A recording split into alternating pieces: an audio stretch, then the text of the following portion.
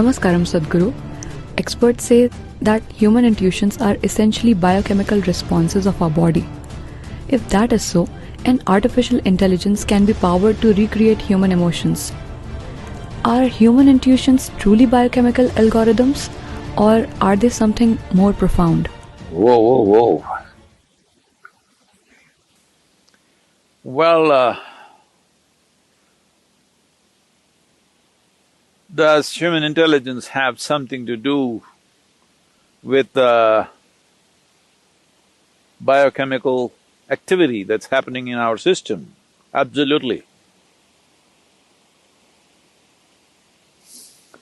Well, when you know today that you being mentally balanced or imbalanced, you being stable or unstable, you being clear or unclear in your mind, has a chemical basis to it, or even you being happy or unhappy, loving or not loving, joyful or miserable, all has chemical basis.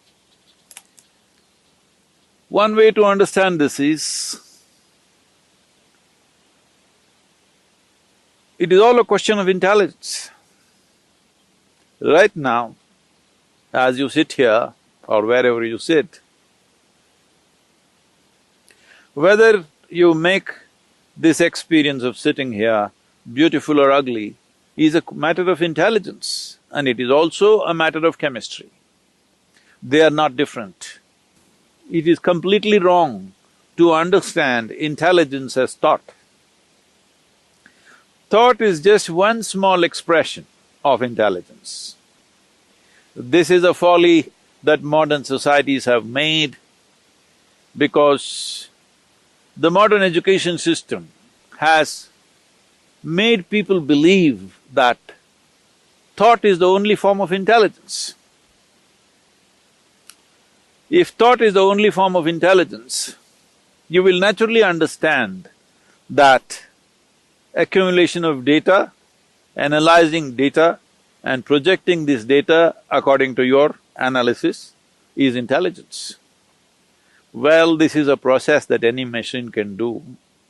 This you're beginning to understand now, that even the most complex thought that you think is phenomenal, today your computer can do it without effort.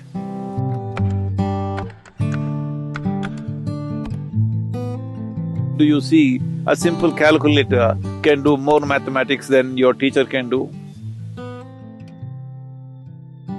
Your computer can do much more mathematics than any mathematician can do.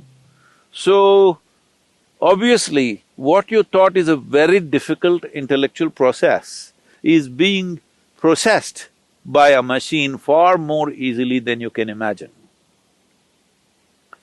Now, people argue, but mathematics is one thing, literature is a different thing, music is a different thing. Well, I'm telling you, whether it's literature or music, which are considered more, outpouring of human heart, even this can be done by a machine. Well, we've still not built machines good enough to do that maybe, but you will see in the next 25, 50 years' time, maybe, I don't know how long, but it will inevitably happen, you can't make out. Or probably it will be more perfect. So, this about intuition. First thing to understand about intuition is not a different level of intelligence. Intuition is just simply a different level of computing. That is, let us say, let me make it very simplistic for you, just for the sake of understanding. Right now, let's say you had a child or you had an infant who has grown up just inside a room, never seen outside. Suddenly you bring him out and show him this tree. You know what he's doing? He's gathering data, color, form, the way it moves, the way it is. He's just taking up data. through his sense organs. Let him watch this tree for a few minutes. Let's say he has grown up after some time and you ask him to, let's say, depict a tree, most probably he will depict it nearly 90% right. But now the process of assimilating the tree in his mind is not logical. He is not saying the leaf is 5 centimeters by 7 centimeters, the color is this kind of green, which is a combination of that, that and that. No, there is no logical assimilation, it's intuitive. Simply just like that, the picture comes to his mind. Because all the data is there, processed, and jumps all the steps of 1, 2, 3, 4 and just gets there. So intuition is just that your computing is in such a way that you don't go through the logical process every time. So intuitive means your computing is skipping the logical steps and arriving at the answer, which is definitely a more sensible way to conduct your life. Is this just a biochemical algorithm? Well, I would say 100% yes. So, when we say biochemical algorithm, it is in a constant flux, you can set it the way you want. By genetics, by culture, by external influences, it's set one way. But if you are conscious, you can set it in another way. So is it just biochemical algorithms? When you say it is just, you are thinking that, am I just a mechanical process? Well, there is a mechanism. The question is whether this mechanism is conducted consciously or not.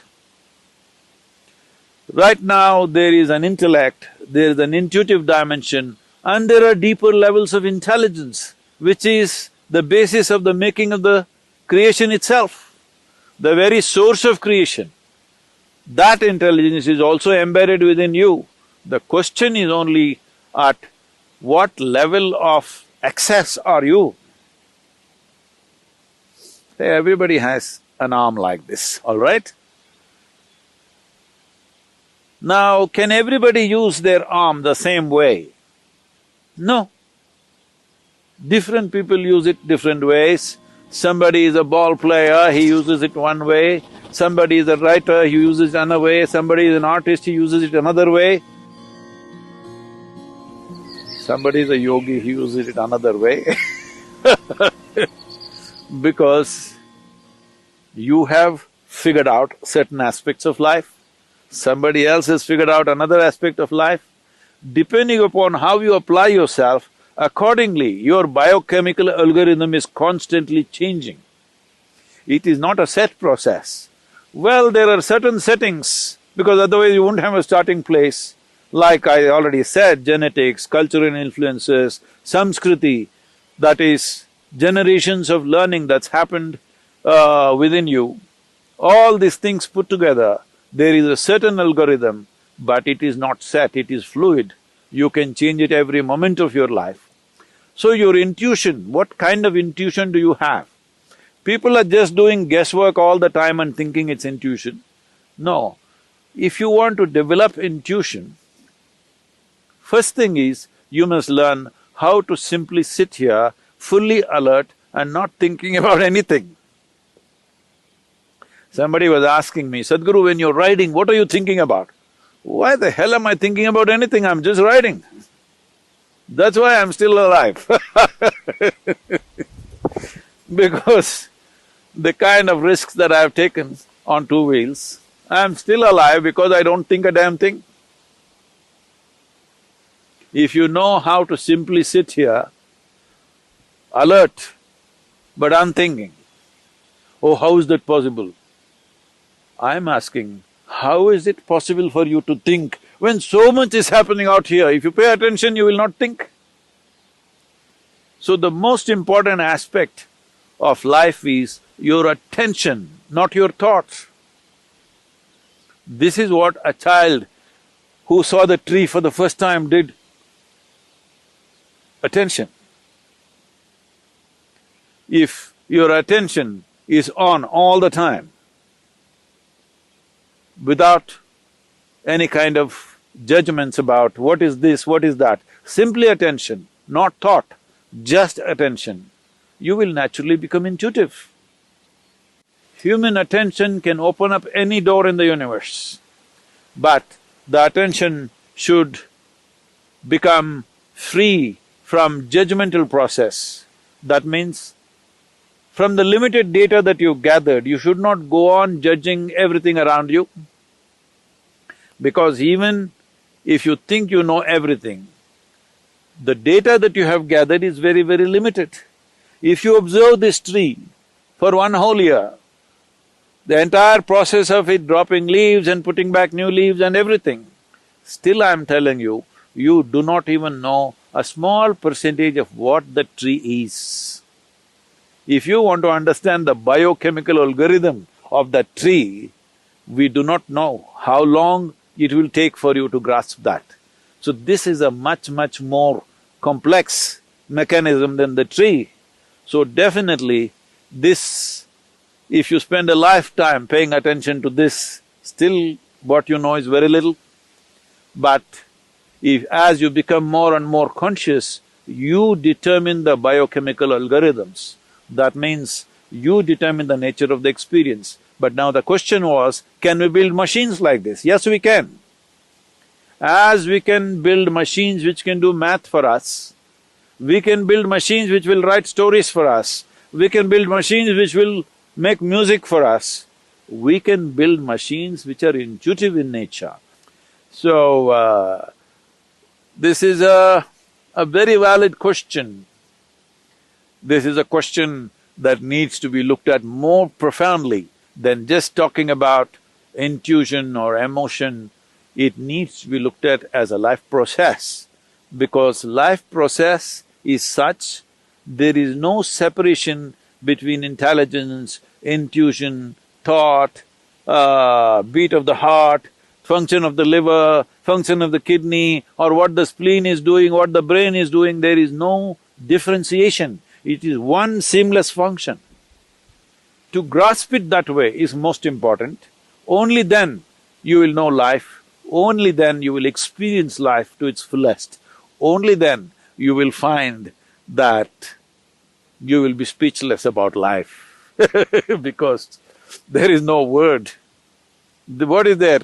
Is there a word? Is there a vocabulary to describe a phenomena like this?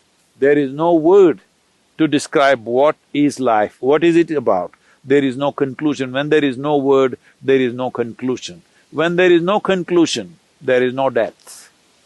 This is the way of liberation. I know you asked a simple question about whether machines can become like this or not. Machines can become everything that you are, can do everything that you can do, probably better than you. As you know, they are doing things better than you. Only thing is, they cannot become consciousness. Well, some people are saying we will build consciousness into a machine. That's not going to happen, because that's life. What you call as consciousness is the essence of life, that which cannot be described, for that which we don't have a word to say what it is, that which is that indescribable force which makes everything happen. That will not happen in a machine, 100%.